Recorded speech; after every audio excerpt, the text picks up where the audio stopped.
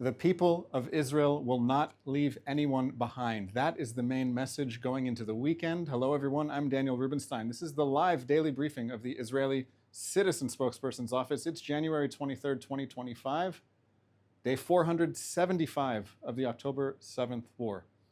Here's what we're seeing today. The IDF announced that in the past day, several armed terrorists approached an IDF position in Gaza and threatened Israeli soldiers.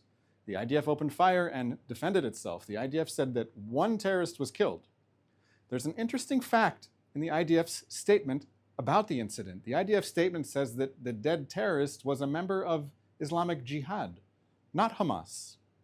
It sounds very convenient to me that it's Islamic Jihad and not Hamas. It sounds like Hamas wants to keep the ceasefire but send its partners in Islamic Jihad to probe the IDF's positions and see where the IDF's weaknesses are. It's something worth watching to see if it happens again. The IDF has emphasized to Palestinians that they should follow its instructions and avoid approaching IDF positions in Gaza. Israel is still facing threats from the Iranian regime and its proxies on 7 different fronts: Gaza, the West Bank, Lebanon, Syria, Iraq, Yemen, and the Iranian regime itself. Today, right now, the spotlight is on the West Bank.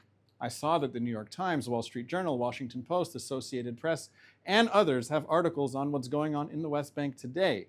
That's because Israel just launched a major military operation in the northern West Bank city of Jenin. The Palestinian Authority has also been operating there in recent weeks in order to crack down on terrorists who are endangering local Palestinians as much as they are endangering Israelis. As the ceasefire in Gaza came into effect, Hamas called on Palestinians to increase attacks from the West Bank against Israelis. Remember, Hamas has been increasing in popularity in the West Bank.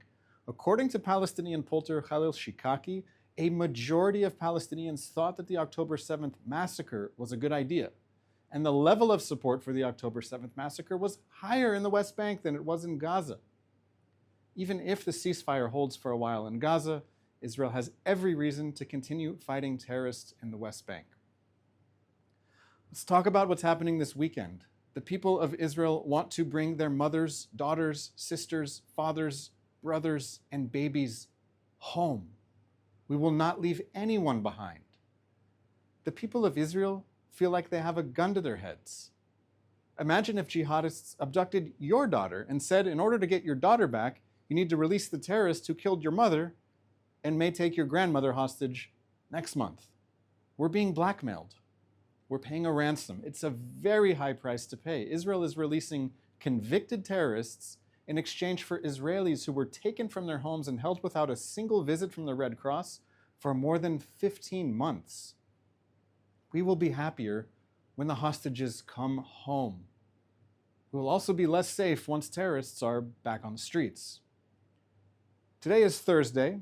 I hope and expect that the terrorist army Hamas will release 4 more female Israeli hostages on Saturday as scheduled in the hostage ransom deal. We do not know the names of the women that Hamas will release or their condition. We don't know their names or their condition because Hamas insists on torturing the families of the hostages until the last possible moment when it reveals their names and later hands over the hostages to the Red Cross. It's a sadistic reality show where every week the hostage families have to wait to find out who the lucky families are who get to be reunited with their loved ones. This isn't a game. It's a nightmare. It's been 475 days since the Hamas terrorist army in Gaza invaded Israel, massacred 1,200 people, and took 251 hostages. Hamas is still holding 94 hostages. It's barbaric. President Trump was right when he said that Hamas cannot be the government of Gaza. Israel is under enormous international pressure to return to the reality that existed on October 6th, 2023. We cannot go back to the reality that existed before the October 7th massacre. Hamas can never be allowed to threaten the people of Israel again. One last item. It's finally happening. More and more people are seeing the Qatari government for what it is, a vile and nefarious player in the Middle East. The reason people are talking about this is because President Trump's Middle East envoy, Steve Witkoff, called Qatar enormously helpful in negotiating the hostage ransom deal. Witkoff was criticized for his praise of Qatar. The criticism is warranted. Here's why.